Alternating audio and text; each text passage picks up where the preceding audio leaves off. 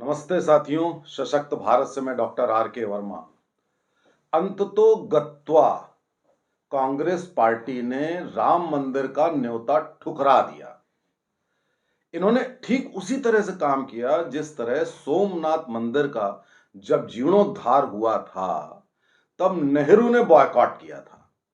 इस समय सोनिया गांधी ने बॉयकॉट किया, यानी कि इतिहास फिर से दोहराया गया। साथियों, इसके पहले अखिलेश यादव समाजवादी पार्टी ने न्योता ठुकराया और सबसे पहले जो वामपंथी दल सीताराम येचुरी, सीताराम नाम गौर करिएगा, उन्होंने ये न्योता ठुकराया था। आप ये मान सकते हैं कि पूरी अपोजिशन पार्टी ने राम मंदिर का न्योता ठुकरा दिया कि वो नहीं जाएंगे। उसके पीछे अलग अलग कारण दिए गए हैं। एक कारण यह दिया गया है कि ये राम मंदिर बीजेपी आरएसएस का है। जिस तरह से वैक्सीन आई थी कोविड की साथियों, तो ये कहा था ये बीजेपी की वैक्सीन है, उसके बाद सबने लगवाई थी। अब की बार कहा जा रहा है कि ये राम मंदिर बीजेपी आरएसएस का है। एक और दलील दी जा रही है कि मंदिर अभी पूरा नहीं है, अर्धनिर्मित है। और तरह तरह की दलीलें दी जा रही हैं कि राम तो सबके हैं और हम इनके उसमें क्यों जाएं। और ये भी दी जा रही है कि धर्म एक व्यक्तिगत मामला होता है, तो ये व्यक्तिगत है मामला। हालांकि आजादी के बाद से 70 सालों तक रोजा इफ्तार में पर्सनल नहीं था, हज हाउस बनाने में पर्सनल नहीं था। ऐसी में दर्जनों एक्टिविटी, मैं क्या सभी लोग कह रहे हैं, उसमें यह कहा जा सकता है कि भैया तब तुम्हारा पर्सनल नहीं था क्या। खैर, ये निर्णय ना जाने का ये सोच समझ के लिया गया। शायद कांग्रेस पार्टी का ये सोचना है, जो इनका इतिहास है वो तो मालूम ही है कि किस मुंह से जाएंगे।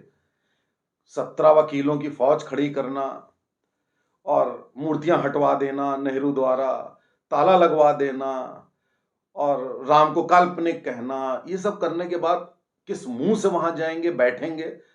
तो ये बात अंदर ही अंदर कचोट रही होगी। ये भी एक फैक्टर रहा होगा। दूसरा फैक्टर ये था कि भाई अब मोदी जी की अगुवाई में उनका भाषण कैसे सुने भाई। तो ये भी एक फैक्टर होगा कि ये एक डिफीट में की तरह से ले रहे होंगे। और इसके अलावा एक फैक्टर और होगा कि भाई हमारा वोट बैंक नाराज ना हो जाए। वोट बैंक कौन है उनका? मुसलमान। साथियों, मैं आपको बताऊं, मैंने दर्जनों सैकड़ों मुसलमान देखे जो श्रद्धापूर्वक कह रहे हैं कि राम मंदिर का हम स्वागत करते हैं, जो खुश हैं, उनको इस बात से कोई फर्क नहीं पड़ता। और वो कह भी रहे हैं कि भगवान राम इस देश के प्रतीक हैं। यानी कि जो बात मुसलमान कह रहा है, लेकिन ये हिंदू आका जो अब तक तुष्टीकरण की नीति अपनाते आए हैं, इनका कहना है कि वो नाराज हो जाएंगे तो हमें वोट नहीं मिलेंगे। और हिंदुओं के ऊपर उनको बहुत कॉन्फिडेंस है कि कोई फर्क नहीं पड़ता है, हिंदू एक बेशरम कौम है, ये नाराज नहीं होती, इसमें से जिसको हमें वोट देना है वो देगा ही देगा। अर्धनिर्मित के प्रश्न पर मेरा यह कहना है कि भाई प्राण प्रतिष्ठा मूर्ति की होती है, मंदिर की नहीं। नंबर एक। नंबर दो, जितने मंदिर हैं बड़े, उनका हर वक्त निर्माण कार्य जारी रहता है, जीर्णोद्धार जारी रहता है। ऐसे शायद ही कोई मंदिर हो जो बनने के बाद रुक जाता हो। लेकिन अब यह कहा जा रहा है अर्धनिर्मित है।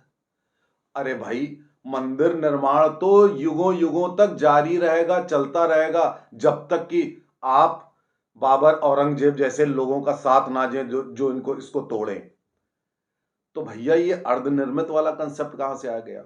और इसी में इन्होंने जोड़ दिया शंकराचार्य, जो 4 मठ मठाधीश हैं। देखिए, शंकराचार्य ने कुछ भी कहा हो, वो हमारा और उनके बीच का मसला है।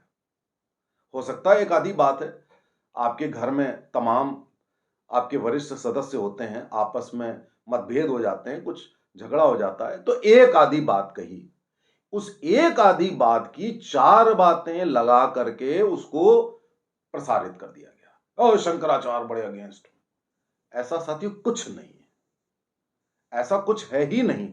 अब किसी को कोई रिजर्वेशन है, किसी ने किसी एक छोटी सी बात पर आपत्ति कर दी, एक तो उन्होंने क्लेरिफिकेशन दिया कि ऐसा कुछ नहीं है।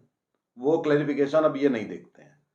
इनके लोग वो बना बना के मीम्स पोस्ट कर रहे हैं कि शंकराचार्य ने ऐसा कहा। ऐसा साथियों कुछ नहीं है, भ्रमित मत होइएगा, ऐसा कुछ नहीं कहा गया है। खैर, तो अब जो जितने राजनीतिक विशेषज्ञ हैं उनका ये सोचना है, कहना है कि ये जो कांग्रेस और अपोजिशन पार्टी का जो ये मूव है, ये इनके विरुद्ध कैसा बैठेगा, सही बैठेगा कि गलत बैठेगा।